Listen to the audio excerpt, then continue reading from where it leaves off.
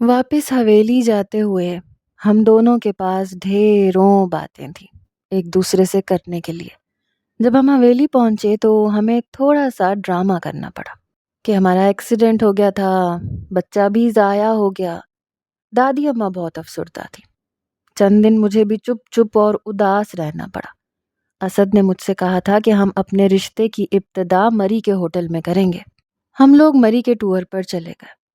وہ دن میری زندگی کے حسین دن تھے۔ اسد نے اپنی محبت سے مجھے یوں خیراں کیا کہ ہر شکایت دور کر دی۔ میں بہت خوش تھی، لیکن میں نہیں جانتی تھی کہ وہ ایک نمبر کا جھوٹا انسان ہو سکتا ہے۔ اس نے بہت بڑی سازش کھیلی تھی۔ 15 دن بعد جب ہم ہنی مون سے واپس آئے تو آہستہ آہستہ اسد کے رویے میں بدلاؤ آنے لگا۔ ان دنوں وہ بابا سائیں اور تایا سائیں کے ساتھ گاؤں کے معاملات دیکھ رہا تھا۔ ایک بار ڈنر پر تایا ابا نے کہا کہ اسد اب شہر کے معاملات دیکھے گا، اس لیے مجھے بھی اس کے ساتھ شہر میں رہنا پڑے گا۔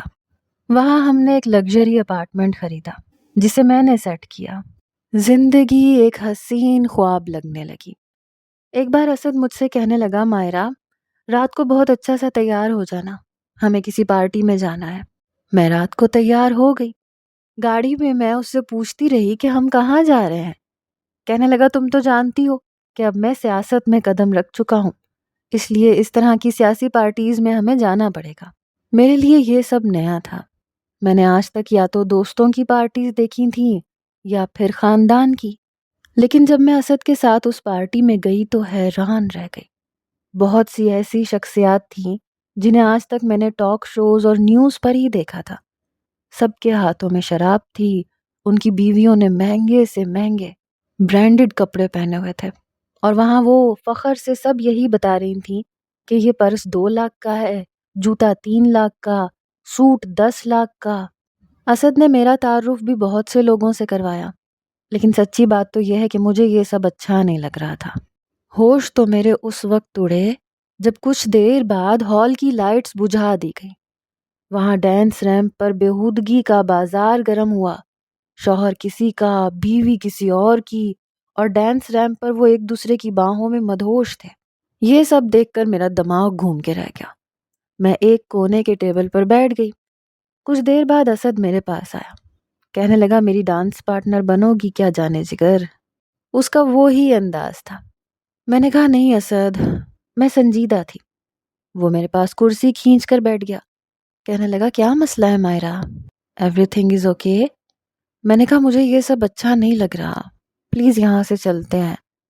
کہنے لگا، تمہارے لیے یہ سب نیا نیا ہے، اس لیے تمہیں فیل ہو رہا ہے، لیکن آہستہ آہستہ عادی ہو جاؤ گی۔ میں نے کہا، نہیں، میں یہاں دوبارہ نہیں آؤں گی، مجھے گھٹن کا احساس ہو رہا تھا۔ کہنے لگا، اچھا بات کی بعد میں دیکھی جائے گی، ابھی تو میرا ساتھ دو پلیز۔ میں نے کہا، نہیں، میں یہ سب نہیں کروں گی، پلیز اسد۔ وہ کہنے لگا، ٹھیک ہے، تو کیا میں کسی اور کو ڈانس پارٹنر بنا لوں؟ اس کے اس سوال پر میں نے اسے گھور کے دیکھا۔ کہنے لگا، اوکے، نہیں کرتا کسی کے ساتھ ڈانس۔ اسد اکیلا ہی ڈانس ریمپ پر ڈانس کرنے لگا، جب ایک نوجوان نشے سے چور میرے پاس آ کر کھڑا ہو گیا۔ مجھ سے کہنے لگا، کیا آپ میری ڈانس پارٹنر بنیں گی؟ اس نے اپنا ہاتھ میری جانب بڑھا کر مجھ سے پوچھا۔ میں نے کہا، نہیں۔ وہ ڈھیٹ شخص کرسی کھینچ کر میرے سامنے بیٹھ گیا۔ کہنے لگا، پلیز، میں آپ کے ساتھ ڈانس کرنا چاہتا ہوں، اور مجھے انکار سننے کی عادت نہیں ہے۔ شراب کے ساتھ ساتھ شاید اسے دولت کا نشہ بھی اچھا خاصا چڑھا ہوا تھا۔ میں نے اپنا رخ بدل لیا۔ کہنے لگا، اتنا بھی کیا نخرہ پریٹی وومن، کم آن، تمہیں خوش کر دوں گا۔ یہ کہہ کر اس نے میرا ہاتھ پکڑ لیا۔ میں اس شخص سے اپنا ہاتھ چھڑوانے لگی، لیکن وہ مجھے زبردستی اپنے ساتھ ڈانس ریمپ پر لے جانے کی کوشش کرنے لگا۔ میں نے اس کے منہ پر تھپڑ مار دیا، لیکن میوزک کا شور اس قدر زیادہ تھا کہ کسی کو کسی کی ہوش نہ تھی۔ میں اسد کو پکارنے لگی۔ وہ شخص کہنے لگا، اوہ یو بلڈی، یہ کہتے ہوئے اس نے مجھے دونوں بازوؤں سے پکڑا۔ اس سے پہلے کہ وہ اپنی جہالت کا مظاہرہ کرتا، اسد وہاں پہنچ گیا۔ کہنے لگا، اے مسٹر، چھوڑو میری بیوی کو۔ اس نے اس شخص کے ہاتھوں سے مجھے آزاد کروایا۔ وہ کہنے لگا، اس نے میرے منہ پر تھپڑ مارا ہے۔ میں نے کہا، یہ زبردستی مجھے ڈانس ریمپ پر لے کر آیا ہے، اسد نے اس نوجوان کو گریبان سے پکڑ لیا۔ اسد نے کہا تمہاری ہمت کیسے ہوئی میری بیوی کو ہاتھ لگانے کی؟ وہ اتنی زور سے دھاڑا کہ اس کے شور سے ڈی جے نے میوزک بند کر دیا۔ پورے ہال کی لائٹس آن ہو گئیں۔ نوجوان نشے میں چور تھا، کہنے لگا تم جانتے نہیں میں ہوں کون۔ اسد کہنے لگا تم جو کوئی بھی ہو، آج کے بعد میری بیوی کو ہاتھ لگایا تو تمہیں چھوڑوں گا نہیں۔ میں بالکل اسد کے پیچھے چھپی ہوئی تھی۔ میں نے اسد کو اس سے پہلے اتنے غصے میں نہیں دیکھا تھا جتنا وہ آج تھا۔ اس نوجوان نے بھی اسد کا گریبان پکڑ لیا۔ اس سے پہلے کہ دونوں دست و گریباں ہوتے، دوسرے لوگوں نے ان کو پیچھے ہٹایا۔ اسد نے میرا ہاتھ پکڑا، غصے سے مجھے باہر لے آیا۔ واپسی پر میں پورا راستہ روتی رہی اور وہ غصے سے ڈرائیونگ کرتا رہا۔ کہنے لگا دوبارہ ایسی کسی پارٹی میں نہیں جاؤ گی تم۔ میں خود بھی جانا نہیں چاہتی تھی، لیکن یہ اندازہ ہو گیا تھا کہ اسد مجھ سے کتنی محبت کرتا ہے۔ بے شک وہ سیاست میں آ چکا تھا، لیکن دوسرے لوگوں کی طرح شراب کو ہاتھ نہیں لگائی تھی، نہ ہی دوسروں کی بیویوں کو اس نے باہوں میں لیا تھا۔ مجھے بہت بھروسہ تھا۔ دل میرا اس وقت ٹوٹا جب میں نے اس کا موبائل اٹھایا پہلی بار، تو اس پر کوڈ لگا ہوا تھا۔ اس نے آج تک کبھی اپنے موبائل پر کوڈ نہیں لگایا تھا۔ اکثر وہ بیزی ہوتا تھا تو کہہ دیتا تھا کہ جس کی بھی کال ہے اٹھا کے بول دو میں گھر پہ نہیں ہوں۔ اکثر میں اس کے میسیجز بھی دیکھ لیتی تھی۔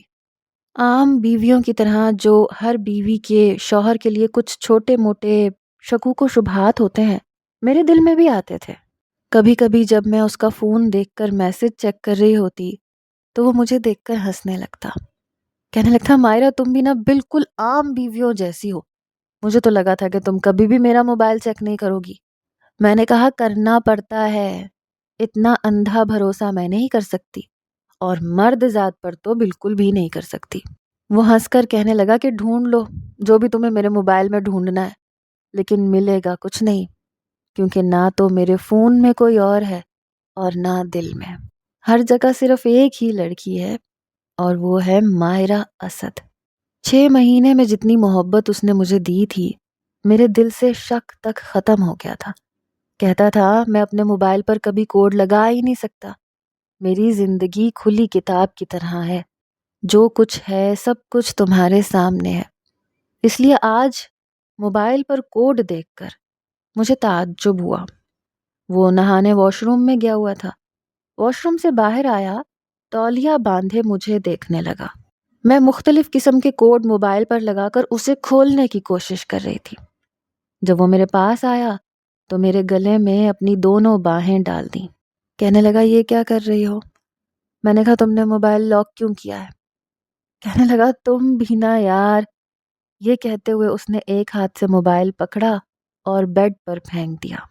ایسے موقع پر موبائل کو نہیں دیکھتے، شوہر کو دیکھتے ہیں اور اس کی محبت کو دیکھتے ہیں۔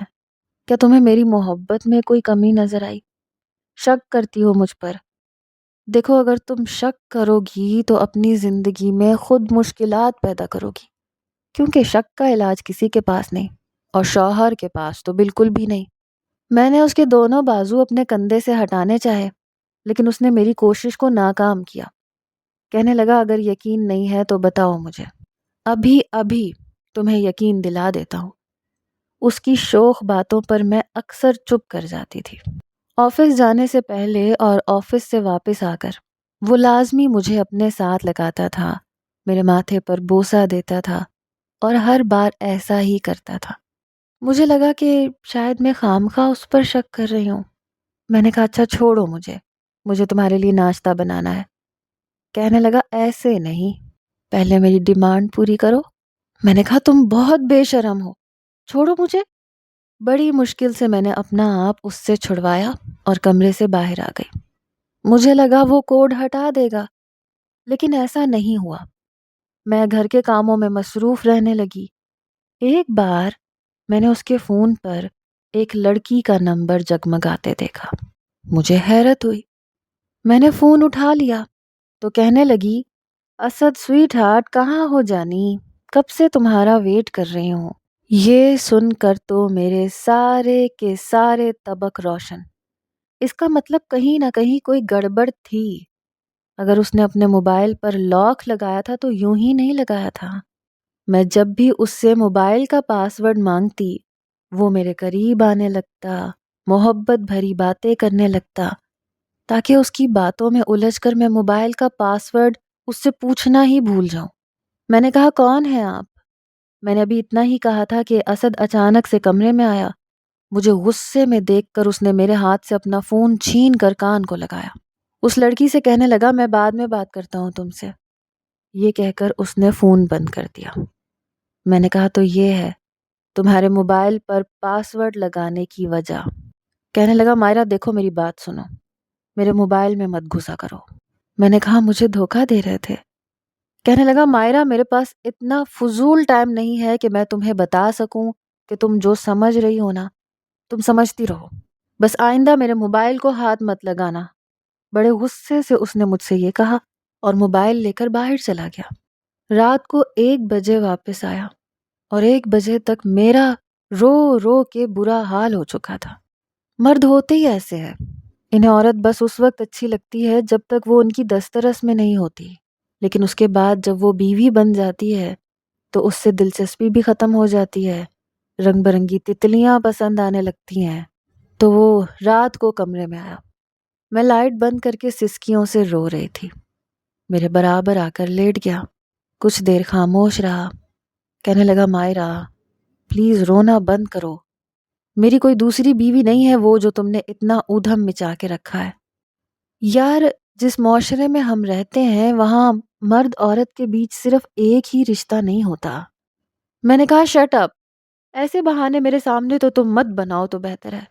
میں جانتی ہوں کہ ہمارے معاشرے میں مرد عورت کام کاروبار کرتے ہیں، آپس میں بات چیت بھی ہوتی ہے، لیکن بات کرنے کے کچھ طریقے ہوتے ہیں۔ ایک لڑکی فون کر کے تمہیں سویٹ ہارٹ کہتی ہے، تمہیں جان کہتی ہے، اور تم کہتے ہو کہ وہ تمہارا بزنس لنک ہے۔ میری بات یاد رکھنا، میں ان لڑکیوں میں سے نہیں ہوں جو چپ چاپ یہ سب کچھ برداشت کروں گی۔ میں ابھی دادی اماں کو فون کرتی ہوں، بتاتی ہوں ان کو کہ ان کا پوتا کیا کر رہا ہے۔ یہ سن کر کہنے لگا اف میرے خدایا، کہنے لگا تمہیں سمجھانا بہت مشکل کام ہے، رونا تو بند کرو۔ اس سے پہلے کہ وہ میرے قریب آتا میں نے اسے پیچھے جھٹک دیا۔ میں نے کہا میرے پاس مت آنا۔ کہنے لگا پھر کس کے پاس جاؤں؟ فون والی کے پاس چلا جاؤں؟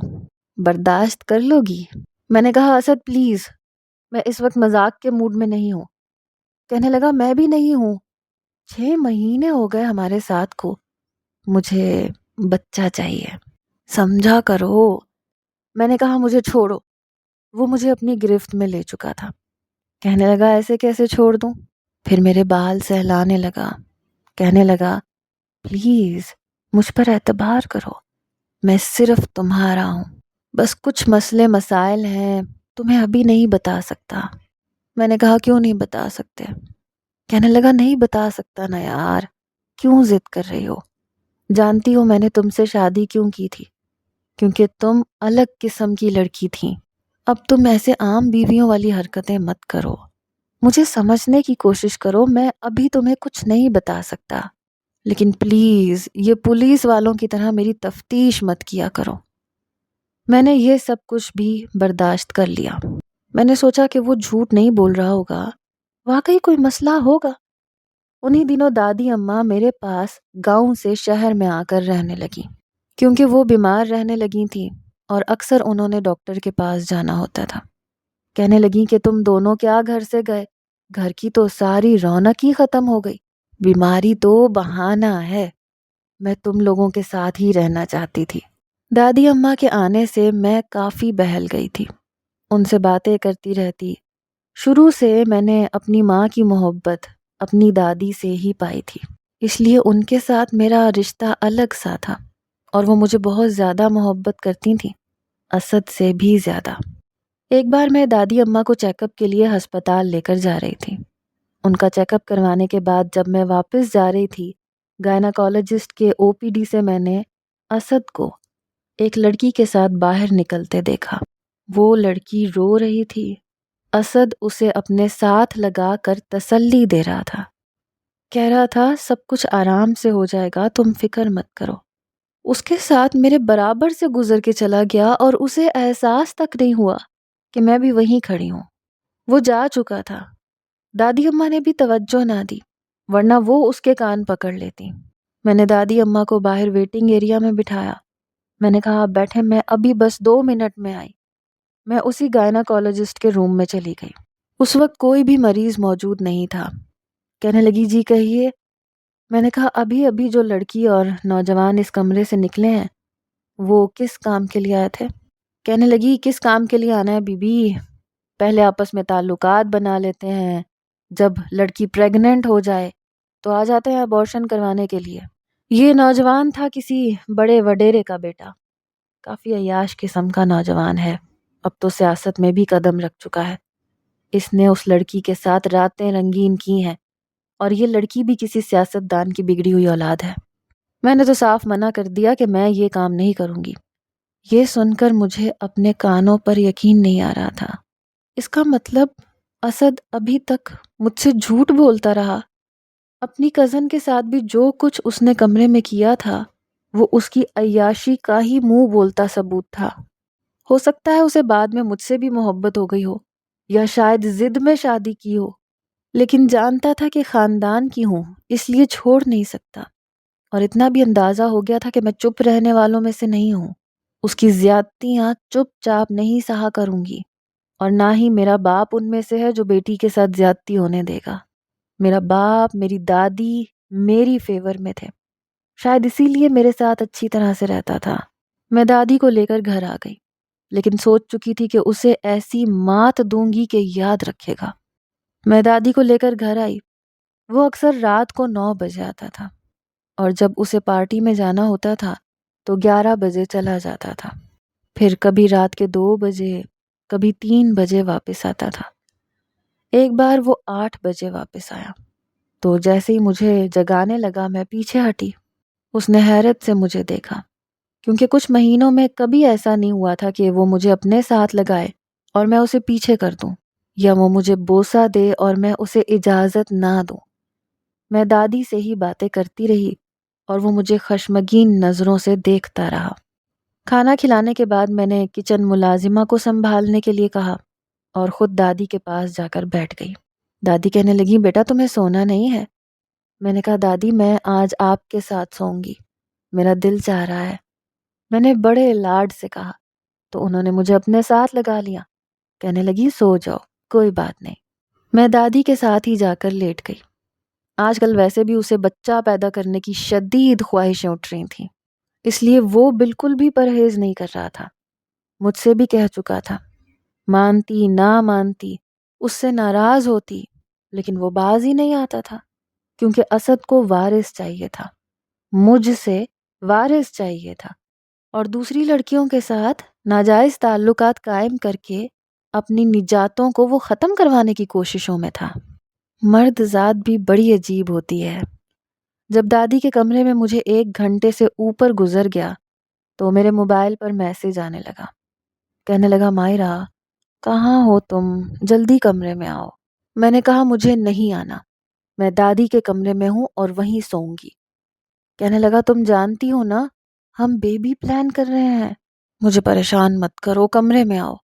میں نے کوئی جواب نہیں دیا، فون کو وائبریٹ پر لگایا اور سائڈ ٹیبل پر رکھا اور سو گئی۔ کچھ دیر بعد مجھے یوں لگا جیسے مجھے کوئی جھنجھوڑ رہا ہو۔ میں نے آنکھیں کھول کے دیکھا، اسد تھا، مجھے ہاتھ سے ہلا رہا تھا، کہہ رہا تھا اٹھو یہاں سے، کمرے میں چلو۔ میں نے اس کا ہاتھ اپنے بازو سے پیچھے کیا اور دادی کی طرف کروٹ لے کر ان کا ہاتھ پکڑ کر آنکھیں بند کر لیں۔ وہ میرے پاس آیا، میرے کان کے قریب آ کر کہنے لگا شرافت سے میرے ساتھ چلو، ورنہ میں دادی کا بھی لحاظ نہیں کروں گا، یہیں شروع ہو جاؤں گا تمہارے ساتھ۔ میں نے کہا میں دادی کو جگا دوں گی، جاؤ یہاں سے۔ کہنے لگا تمہیں تکلیف کیا ہوئی ہے، ہوا کیا ہے تمہیں؟ میں نے کہا میں تمہیں بتانا ضروری نہیں سمجھتی اور بتاؤں گی بھی نہیں۔ کہنے لگا تم جانتی ہو نا مجھے تمہارے بغیر اپنا کمرہ کاٹ کھانے کو دوڑتا ہے، کچھ اچھا نہیں لگتا، کم آن کمرے میں آؤ نا، کمرے میں ڈسکس کرتے ہیں، بات کرتے ہیں، مسئلے کا حل نکال لیتے ہیں۔ میں نے کہا مجھے نہیں آنا، ہاتھ چھوڑو میرا ورنہ میں شور مچا دوں گی۔ کہنے لگا مچا لو شور، جو کرنا ہے کر لو۔ میں نے فوراً سے چلانا شروع کر دیا، چور چور چور کہنا شروع کر دیا۔ دادی اماں فوراً سے اٹھ بیٹھی۔ اسد نے فوراً سے میرا ہاتھ چھوڑا اور بیڈ کے نیچے لیٹ گیا۔ دادی اماں کا لحاظ تھا، ان کے سامنے کبھی ایسی حرکتیں نہیں کر سکتا تھا، بس مجھے ہی دھمکانا آتا تھا۔ دادی اماں کہنے لگی کون ہے؟ کہاں ہے؟ کہاں ہے چور؟ میں اٹھ کر بیٹھ گئی، سائیڈ لیمپ بھی آن کر دیا۔ دادی اماں نے سائیڈ ٹیبل سے اپنا چشمہ اٹھا کر پہنا۔ میں نے کہا دادی اماں اس کمرے میں چور ہے، اس نے ابھی میرا ہاتھ پکڑا تھا۔ دادی اماں کہنے لگی ایسے کیسے ہو سکتا ہے؟ تم اپنا فون اٹھاؤ، اسد کو فون کرو۔ میں نے موبائل اٹھایا اور اسد کا نمبر ملا کر دادی اماں کو پکڑا دیا۔ جیسے ہی بیل ہونے لگی، اسد کا فون شاید اس کی جیب میں تھا، وہ بجنے لگا۔ دادی اماں کہنے لگی یہ اسد کا فون کیا تمہارے پاس ہے؟ میں نے کہا نہیں میرے پاس تو نہیں ہے۔ کہنے لگی یہ آواز کہاں سے آ رہی ہے؟ صبر کرو میں دیکھتی ہوں۔ وہ بیڈ سے نیچے اتریں اور موبائل کی آواز کا تعاقب کرتے ہوئے جیسے ہی نیچے دیکھا تو وہاں اسد موجود تھا۔ دادی اماں کہنے لگی تم یہاں کیا کر رہے ہو چوروں کی طرح؟ باہر نکلو۔ وہ باہر نکل آیا لیکن بہت شرمندہ سا۔ دادی اماں کہنے لگی یہ کیا حرکت ہے؟ چوروں کی طرح کمرے میں کیوں آئے تھے؟ کہنے لگا وہ مجھے لگا کچھ ہو رہا ہے اس لیے میں دیکھنے آیا تھا۔ دادی اماں نے اس کا کان پکڑ لیا، کہنے لگی مجھے پتا ہے ایک دن میری بچی میرے پاس کیا لیٹ گئی، تمہیں تو چین ہی نہیں آ رہا۔ چلو جاؤ اپنے کمرے میں۔ باہر جانے سے پہلے اس نے اپنے منہ پر ہاتھ پھیر کر مجھے اشارتاً دھمکی دی تھی کہ چھوڑوں گا نہیں۔ صبح مجھے اس کے کپڑے ریڈی کرنے تھے۔ میں نے سوچا وہ نہا رہا ہوگا، میں جلدی سے اس کے کپڑے نکال کر باہر آ جاؤں گی۔ جیسے ہی میں اس کے کمرے میں گئی، وہ واش روم میں تھا۔ میں نے الماری کھولی اور اس کے کپڑے دیکھنے لگی۔ اسی وقت اس نے واش روم کا دروازہ کھٹکھٹایا۔ کہنے لگا مائرہ تولیہ دو۔ اس کی شروع سے عادت تھی، ہر بار میں کہتی تھی کہ اپنا ٹاول لے کر جایا کرو، نہیں، جاہلوں کی طرح آوازیں دیتا رہتا تھا۔ میں نے بیڈ سے تولیہ اٹھایا اور اس کی طرف بڑھا دیا۔ تولیہ پکڑنے کے بعد اس نے فوراً سے میری کلائی پکڑ لی۔ کہنے لگا بہت بھاگنا آتا ہے تمہیں، بتاتا ہوں میں تمہیں۔ اس سے پہلے کہ وہ میری کلائی کھینچتا، میں نے کہا اسد پلیز، مجھے ایسا مذاق بالکل پسند نہیں ہے۔ کہنے لگا اچھا پھر کیسا مذاق پسند ہے؟ یہ کہہ کر اس نے واش روم کا دروازہ کھولا۔ میں نے اپنی آنکھیں بند کر لی۔ کہنے لگا میں ابھی نہا نہیں رہا تھا، تم آنکھیں کھول سکتی ہو، تمہاری آہٹ سے پتہ چل گیا تھا کہ تم کمرے میں آ چکی ہو، اس لیے واش روم میں چلا گیا تھا۔ میں نے آنکھیں آہستہ آہستہ کھولیں تو وہ اپنے نائٹ سوٹ میں ملبوس تھا، میری کلائی اس کی گرفت میں تھی۔ کہنے لگا کیا بات ہے؟ میں نے کہا کوئی بات نہیں ہے۔ کہنے لگا رات کو کمرے میں کیوں نہیں آئی؟ میں نے کہا جی نہیں کر رہا تھا۔ کہنے لگا تم نے مجھے شام کو اپنے قریب کیوں نہیں آنے دیا؟ میں نے کہا میرا موڈ نہیں تھا۔ کہنے لگا روز روز تمہیں اپنی محبت کا یقین نہیں دلا سکتا۔ میں نے کہا میں نے کب کہا ہے کہ یقین دلاؤ؟ جو تم کر رہے ہو نا بس وہ کرو، اور میں بھی آج کے بعد اپنے ہر عمل کے لیے آزاد ہوں۔ کہنے لگا میں سمجھا نہیں۔ میں نے کہا بہت جلد سمجھ میں آ جائے گا۔ میں نے اپنی کلائی اس کے ہاتھ سے چھڑوائی اور کمرے سے باہر آ گئی۔ رات کو جب وہ اپنی پارٹی میں جانے کے لیے تیار تھا تو میں بھی تیار ہو گئی، اور اس بار میں نے نیٹ کی ساڑی پہنی تھی۔ مجھے دیکھ کر پہلے تو وہ دیکھتا ہی رہ گیا۔ کہنے لگا آج تو بڑے لشکارے مار رہی ہو۔ خیر تو ہے، خیر اگر تم یہ چاہتی ہو کہ میں تمہارے حسن میں شامل ہو کر پارٹی میں جانا کینسل کر دوں تو نو سویٹ ہارٹ، میرا جانا بہت ضروری ہے۔ میں نے کہا کہ میں نے یہ کب کہا ہے کہ تم مت جاؤ، اس بار میں بھی تمہارے ساتھ جاؤں گی۔ میری بات سن کر اس کے چہرے کی رنگت بدلی تھی۔ کہنے لگا نہیں تم نہیں جاؤ گی۔ میں نے کہا میں کیوں نہیں جا سکتی؟ کہنے لگا سمجھا کرو نا، ایسے کسی ایک کا سر منہ پھاڑ دوں گا پچھلی بار کی طرح۔ میں نے کہا کوئی بات نہیں، پھاڑ دینا۔ اب میں نے ویسے بھی سوچا ہے کہ اس بار میں تمہارے ساتھ کپل ڈانس کروں گی، جب ہم دونوں ایک ساتھ ہوں گے تو کوئی دوسرا تھوڑی نہ بیچ میں آئے گا۔ وہ نظریں چرانے لگا۔ کہنے لگا آج نہیں پھر کبھی لے جاؤں گا۔ میں اس کی نظروں سے سمجھ گئی تھی کہ یقیناً آج اس کا کچھ اور ہی پلان ہے۔ وہ چلا گیا۔ اس کے جانے کے ٹھیک 5 منٹ بعد میں نے ڈرائیور سے کہا گاڑی نکالو، کیونکہ پارکنگ ایریا میں 2-3 ہماری گاڑیاں موجود ہوتی تھیں اور ڈرائیور کی 24 گھنٹے آن ڈیوٹی ہوتی تھی۔ میں جانتی تھی کہ رات کو جب بھی اسد کسی ایسی پارٹی میں جاتا ہے تو بڑی گاڑی ڈرائیو کرتا ہے۔ رات کے وقت ڈرائیور مجھے یوں سجا سنورا دیکھ کر کچھ متحیر سا ہوا تھا۔ میں جلدی سے گاڑی میں بیٹھ گئی۔ میں نے کہا اپنے صاحب کی گاڑی کا پیچھا کرو۔ یہ سن کر ڈرائیور کچھ متذبذب کا شکار ہوا۔ کہنے لگا بی بی صاحبہ میں یہ نہیں کر سکتا۔ میں نے اسے 5,000 کا نوٹ پکڑایا۔ کہا میں پھر بھی نہیں کر سکتا۔ میں نے کہا جلدی کرو ورنہ میں تمہیں چھوڑوں گی نہیں، کوئی بھی بہانہ کر کے تمہیں نوکری سے نکلوا دوں گی۔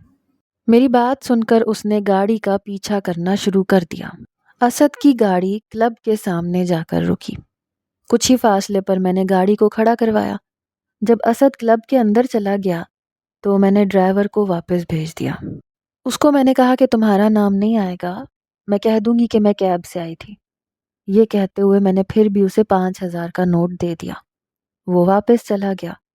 کچھ دیر بعد میں کلب کے اندر داخل ہو گئی تو میں نے دیکھا کہ ایک رومانٹک سے میوزک پر ڈانس ریمپ پر وہ ایک لڑکی کے ساتھ کپل ڈانس کر رہا تھا جس نے بڑی بے باک قسم کی ساڑی پہن رکھی تھی۔ اس کے بعد اسد کا ہاتھ دیکھ کر تو میرے اندر تو گویا آگ سی لگ گئی۔ ویٹر شراب کے گلاس ٹرے میں رکھے گھوم رہا تھا۔ میں نے اسے وہیں روکا۔ یہ چھوٹے چھوٹے سے گلاس تھے۔ ان کے ساتھ پانی کا ایک جگ بھی موجود تھا۔ شاید وہ شراب بہت تیز تھی، اسے پانی میں مکس کر کے آئس اس کے اوپر ڈال کر پی جاتی تھی۔ میں نے وہ گلاس پکڑا جب میری نظر اسد کی جانب پڑی اور میں نے وہ پورا پی کے رکھ دیا۔ ویٹر کہنے لگا یہ یوں نہیں پیتے، یہ بہت تیز ہے۔ میں نے اس کی کوئی بات ہی نہیں سنی۔ دوسرا گلاس اٹھایا اور وہ بھی پی لیا۔ اسی طرح تیسرا اور چوتھا۔ وہ ویٹر مجھے منع کرتا رہ گیا لیکن میں 4 گلاس پی چکی تھی۔ 5 منٹ کے اندر اندر میری آنکھوں کے سامنے سب کچھ ڈبل ڈبل نظر آنے لگا۔ تبھی میں نے دیکھا کہ کچھ فاصلے پر مجھے وہی نوجوان نظر آیا جس نے پہلے مجھے ڈانس کی آفر کی تھی اور میں نے اس کے منہ پر تھپڑ مار دیا تھا۔ اسد سے بھی اس کا کافی جھگڑا ہو گیا تھا۔ میرے دل میں اس وقت بدلے کا احساس بہت بڑھ گیا تھا۔ میں لڑکھڑاتے قدموں کے ساتھ اس نوجوان کے پاس پہنچی۔ میرے بال کھلے ہوئے تھے، تیار بھی خوب ہوئی تھی۔ میں نے اس نوجوان سے کہا کہ کیا وہ میرے ساتھ کپل ڈانس کرے گا۔ میری آنکھیں نشے سے سرخ ہو چکی تھیں، اس قدر لڑکھڑا رہی تھی کہ بغیر سہارے کھڑی نہیں ہو پا رہی تھی۔ مجھے اس حالت میں دیکھ کر وہ فوراً سے مان گیا۔ مجھے اپنی باہوں کے حصار میں لے کر وہ ڈانس ریمپ پر لے گیا۔ میں ڈانس تو اس نوجوان کے ساتھ کر رہی تھی لیکن دیکھ اسد کو ہی رہی تھی۔ وہ مسکرا کر نہ جانے کیا باتیں اس لڑکی کے کان میں کر رہا تھا۔ اسد نے جب مجھے اس نوجوان کے ساتھ دیکھا تو جلدی سے اس لڑکی کو چھوڑ کر میرے پاس آ گیا۔ اس نوجوان کو مجھ سے دور کیا، مجھے نشے میں یوں لڑکھڑاتا دیکھ کر کہنے لگا تم یہاں کیوں آئی ہو؟ میں نے کہا کیوں؟ میں یہاں نہیں آ سکتی، جب تم آ سکتے ہو تو میں بھی آ سکتی ہوں، پیچھے ہٹو مجھے ڈانس کرنے دو۔ میں نے اسے خود سے پیچھے کیا لیکن جس قدر میں نشے میں تھی اپنے آپ کو سنبھال نہیں پا رہی تھی۔ اس نے مجھے بازو سے پکڑا اور کہنے لگا چلو میرے ساتھ، تمہیں اس وقت اندازہ نہیں ہے تم کیا کر رہی ہو۔ میں نے کہا مجھے سب پتہ ہے اسد، مجھے چھوڑ دو، مجھے اس لڑکے کے ساتھ ڈانس کرنا ہے۔ آخر میں بھی تو ایک سیاستدان کی بیوی ہوں، اگر تم دوسروں کی بیویوں کے ساتھ ناچ سکتے ہو تو میں کیوں نہیں؟ چھوڑو مجھے۔ وہ مجھے کلب سے باہر لے آیا لیکن اب میں بالکل مدہوش ہو چکی تھی، چل بھی نہیں پا رہی تھی۔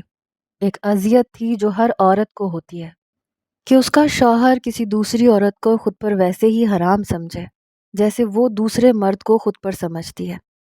میں رو بھی رہی تھی۔ جب اسد نے دیکھا کہ میں نشے سے بے حال ہو چکی ہوں تو مجھے گود میں بھر لیا۔ گاڑی کا ڈور اس نے ریموٹ سے کھولا، مجھے فرنٹ سیٹ پر بٹھایا، خود ڈرائیونگ سیٹ پر بیٹھ گیا۔ میں نے کہا کیا ہوا سویٹ ہارٹ، برداشت نہیں ہو رہا تم سے؟ تمہاری بیوی کسی کی باہوں میں ہو، پھر مجھ سے یہ صبر کا امتحان کیوں مانگتے ہو اسد؟ میں روئے جا رہی تھی۔ میرا قصور کیا ہے؟ یہ کہ میں نے تم سے محبت کی اور صرف تم سے کی، لیکن تم ایک عیاش انسان نکلے۔ I hate you. تمہیں مجھ سے اولاد چاہیے اس لیے کہ میں تمہاری خاندانی بیوی ہوں، اور دوسری لڑکیوں کے ساتھ تم اپنی راتیں رنگین کر کے اپنے ناجائز بچے ختم کروانے کے لیے انہیں ہسپتال لے جاتے ہو۔ اس قدر دوغلے مزاج کے مالک ہو تم۔ I hate you Asad. وہ کچھ نہیں کہہ رہا تھا، بس گاڑی چلا رہا تھا۔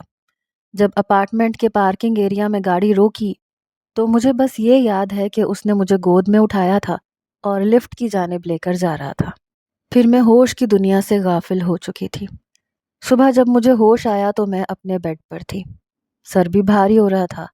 جب میں نے آنکھیں کھولیں تو وہ سامنے صوفے پر بیٹھا سگریٹ پی رہا تھا، ساتھ ہی کہہ رہا تھا کہ ابا سائیں میں سیاست میں نہیں جا سکتا، نہ ہی کر سکتا ہوں، پلیز میں صرف اپنے بزنس پر ہی فوکس دینا چاہتا ہوں۔ میں بمشکل اٹھ کر بیٹھی تھی۔ مجھے یوں بیڈ کے کراؤن سے ٹیک لگائے دیکھا تو وہ میرے پاس آ گیا۔ کہنے لگا اب کیسا فیل کر رہی ہو؟ میں نے غصے سے اسے دیکھا۔ کہنے لگا ناشتہ کرو اور چلو میرے ساتھ۔ میں نے کہا کہاں؟ کہنے لگا وہ بھی بتا دوں گا۔ میں نے بس کافی پی تھی کیونکہ میرے سر میں بے حد درد تھا۔